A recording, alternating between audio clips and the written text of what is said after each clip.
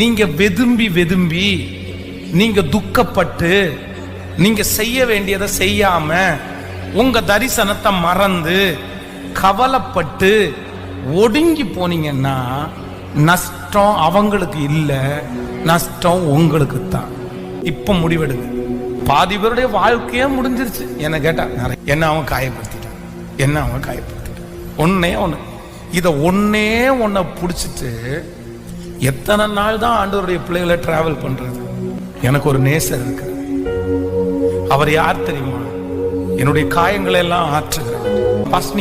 நீங்க ஈஸியா சொல்லிடுவீங்க பாஸ்டர், ஆனா என்னுடைய இருதயத்துல இருக்கிற வடு ஆறாத வடு பாஸ்டர். இந்த மாதிரி ஆயிரக்கணக்கான கேள்விகள் இந்த ஜெபத்துல இருக்கிற யாரோ ஒருத்தர் கூட எழும்பிட்டே இருக்கலாம்.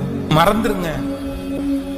உங்களுக்கு அதிக காயம் இருக்கிறதா, நீங்க அதிக பேருக்கு பிரயோஜனம் உள்ள கருவியாய் மாற போகிறீங்க.